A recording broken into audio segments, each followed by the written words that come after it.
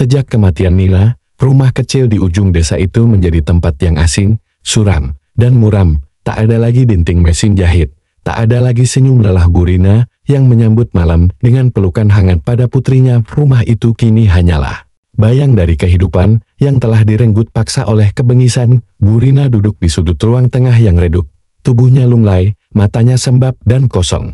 Di pangkuannya tergeletak boneka Lili, boneka kain milik Nina yang kini penuh noda darah kering dan sobekan pada lengannya. Ia mengelus boneka itu dengan ujung jari gemetarnya, seolah mengusap pipi anaknya sendiri. Jam telah melewati tengah malam, hujan deras mengguyur atap sang tua mereka, dan angin menerobos celah-celah dinding, mengirim desis dingin yang tak biasa.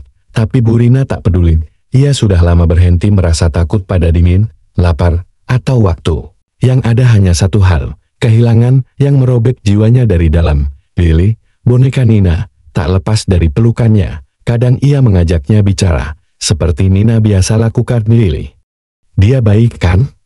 Bisik Bu Rina pelan, hampir seperti gumaman. Orang mengigau, dia tak pernah menyakiti siapapun. Air matanya jatuh lagi, mengalir perlahan di pipi yang kini terlihat lebih tirus dari biasanya. Ia belum makan sejak 3 hari lalu, sejak hari ketika ia menemukan tubuh Nina tergeletak dengan darah mengalir dari pelipisnya, sejak hari ketika hidupnya ikut mati di luar rumah. Petir menyambar pohon pinus di tepi hutan, cahayanya menerangi ruangan dalam sekejap, memperlihatkan bayangan-bayangan panjang yang bergerak liar di dinding. Suasana rumah makin mencekam. Bu Rina meremas boneka Lili. Jika ada kekuatan di dunia ini, kekuatan apapun yang bisa mengembalikannya, ucapnya lebih lantang sekarang. Aku bersedia. Aku bersedia membayar harganya. Udara tiba-tiba berubah. Hujan di luar seakan berhenti. Sunyi datang begitu mendadak, hingga suara detak jam tua di dinding terdengar seperti genderang perang. Lalu, perlahan, suhu di ruangan menurun drastis. Napas Bu Rina mulai terlihat mengembun seperti uap dari nyala lilin yang hampir padam.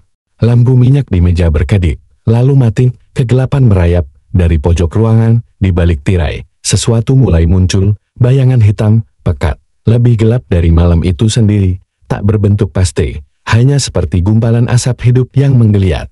Bergerak pelan, mendekati Bu Rina. Suara retakan tulang menggema dari dalam kabut itu. Lalu sebuah suara berbicara dalam, bergema, dan menyayat telinga seperti desisan ribuan ular. Kau memanggilku. Bu Rina terdiam, tubuhnya gemetar hebat.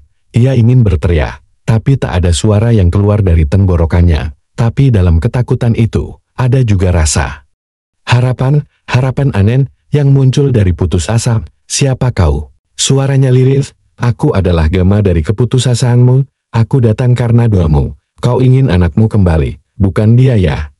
Bu Rina menunduk, menggenggam Lili semakin erat. Apapun. Aku akan lakukan apapun. Asal Nina kembali padaku. Bayangan itu tertawan. Suaranya tak seperti suara manusia, melainkan seperti suara bayi menangis yang diputar terbalik, lalu digabung dengan dengkuran binatang buas. Hidup tidak pernah kembali tanpa menggantikan sesuatu. Kau tahu hukum ini, 1 jiwa untuk 1 jiwa, aku akan memberikannya. Pekik Bu Rina, ambil nyawaku, sekarang. Kembalikan Nina. Kau yakin? Tanya suara itu, lebih dekat. Apa kau tahu apa yang akan kau bawa kembali? Bu Rina menangis lagi, tapi kali ini dengan keyakinan, dia anakku. Aku tidak peduli seperti apa dia kembali, selama aku bisa memeluknya lagi. Bayangan itu merayap naik ke dinding, menutupi atap rumah, lalu turun mengelilingi Bu Rina. Boneka Lili mulai bergetar sendiri di pangkuannya. Suara desisan aneh memenuhi udara, dan darah yang telah lama kering di tubuh boneka itu mulai menyerap kembali ke dalam kainnya. Seperti ditelan, lalu, dari dalam boneka itu, terdengar suara yang membuat jantung Bu Rina berhenti sejenak. Bibir suaranya kecil, namun jelas. Suara Nina. Bu Rina terisak keras. Nina, Nina. Kau kembali. Lampu minyak menyala kembali dengan sendirinya.